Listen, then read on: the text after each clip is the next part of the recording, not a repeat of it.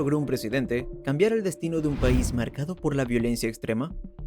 Descubre las tácticas que usó Nayib Bukele para transformar El Salvador, convirtiéndolo en un modelo de seguridad.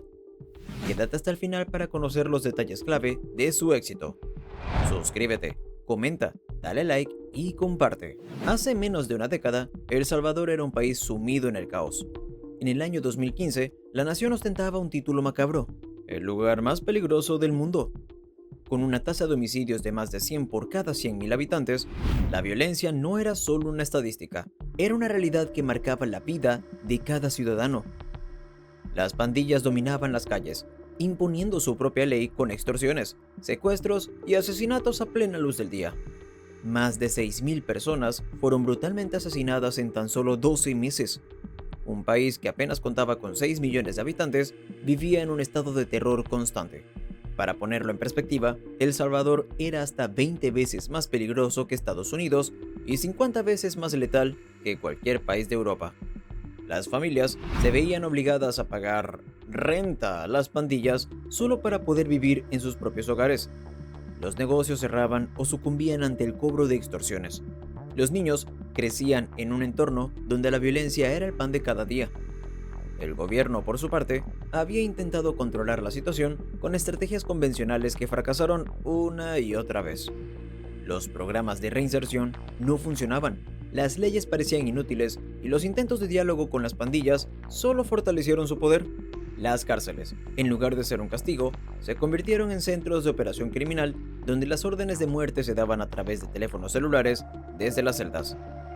El Salvador era un país sitiado por la delincuencia, un territorio donde la vida no valía nada, y el miedo gobernaba cada rincón. Las calles eran territorio de las pandillas, la violencia era parte del día a día, y la esperanza parecía extinta. Sin embargo, una transformación radical estaba a punto de cambiarlo todo. 4 años después, un nuevo liderazgo tomaría el control con una estrategia radical.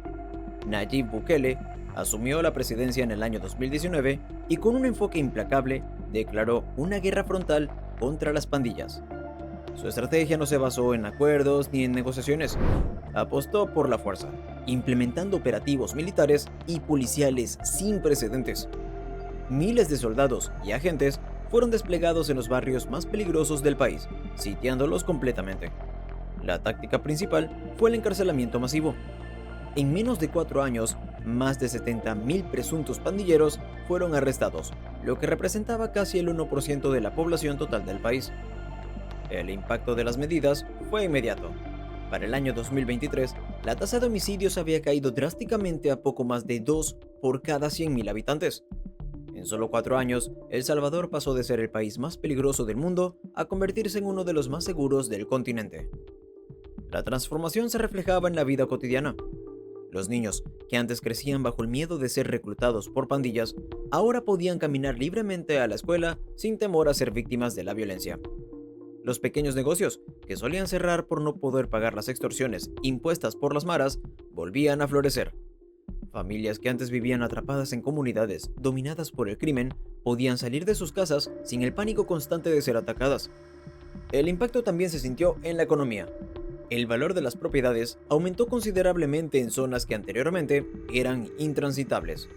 Calles que en el pasado estaban desiertas al caer la noche, ahora se llenaban de vida, con personas paseando y negocios funcionando hasta tarde. La imagen de un país devastado por la violencia estaba quedando atrás y en su lugar emergía una nueva realidad donde el desarrollo y la seguridad eran la prioridad. El turismo experimentó un auge inesperado. Playas paradisíacas, montañas y sitios históricos que antes eran ignorados por el peligro que representaba visitar el país comenzaron a atraer a visitantes internacionales. Inversionistas extranjeros empezaron a mirar a El Salvador con interés, algo que antes era impensable. Este cambio radical se reflejó en la popularidad de Nayib Bukele. En el año 2024 fue reelegido con más del 80% de los votos, una cifra que consolidó su liderazgo como el más respaldado en la historia reciente del país. La mayoría de los salvadoreños aprobaba sus métodos y consideraban que, por primera vez en décadas, podían vivir sin miedo. Pero la transformación del país no estuvo exenta de controversias. A medida que el gobierno implementaba su estrategia de mano dura, las denuncias sobre violaciones a los derechos humanos comenzaron a surgir. El estado de emergencia, declarado en el año 2022, se extendió por más de 2 años, permitiendo arrestos masivos sin necesidad de órdenes judiciales. Miles de personas fueron detenidas con base en inteligencia no corroborada, acusadas de pertenecer a pandillas, simplemente por vivir en zonas controladas por el crimen. El problema de las pandillas en El Salvador no surgió de la nada. Sus raíces se remontan a la década de los 80s y 90s en Estados Unidos, donde miles de salvadoreños emigraron debido a la guerra civil que devastaba su país. En ciudades como Los Ángeles, jóvenes sin oportunidades encontraron refugio en pandillas como la MS-13 y Barrio 18, organizaciones criminales que les ofrecían protección en un entorno hostil. A medida que las autoridades estadounidenses comenzaron a deportar a estos pandilleros de vuelta a El Salvador en los años 90, la violencia se trasladó al país centroamericano. En un territorio debilitado por 12 años de guerra y con un gobierno incapaz de controlar la situación, las pandillas encontraron un terreno fértil para expandirse. En poco tiempo, se convirtieron en la fuerza dominante en muchas comunidades, estableciendo redes de extorsión, tráfico de drogas y reclutamiento forzado. Durante los primeros años del nuevo milenio, los gobiernos salvadoreños intentaron diversas estrategias para frenar la violencia. La más notoria fue la política de mano dura, implementada en los años 2000. Bajo esta estrategia, miles de jóvenes fueron arrestados con base en criterios superficiales como tatuajes, vestimenta o simplemente por vivir en zonas de alta criminalidad. El resultado fue desastroso. Las cárceles se llenaron hasta el punto de colapsar, creando un ambiente donde las pandillas fortalecieron sus lazos y se reorganizaron. En lugar de disuadir el crimen, la represión masiva convirtió las prisiones en centros de operaciones para las maras, que salían aún más organizadas y peligrosas. Los siguientes intentos de negociación con las pandillas igualmente fracasaron.